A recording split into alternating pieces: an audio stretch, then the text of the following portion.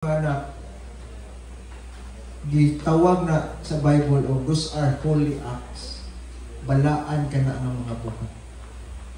The good thing is, ngunit naman to, our labor is not in vain. Tanan taga-agante unya ngadto sa Ginoo. Ang atong paghago, ang atong pagmatuto nila tagaan o ganti sa Diyos. So sa tanang mga amahan,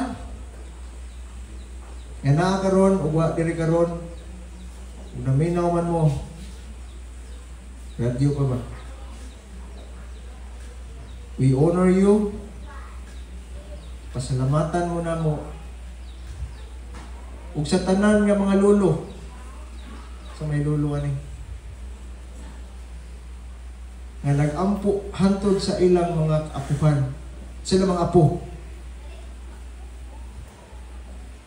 We thank God for you. Sa mga wa ilang bapa dire sa mga anak, pasalamati inyong mga amahan, inag-uli ninyo. Dila sila perfect, walay perfect nga amahan, walay perfecto nga amahan, pero nay amahan nga nagsunod sa lakang sa Diyos.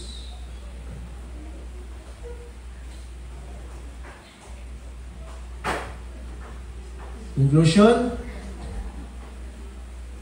as we honor our fathers today, atong ihatag ang himaya sa Diyos. Wala ang himaya sa mga amahan, kundi naa sa atong buhi na Diyos. Happy Father's Day!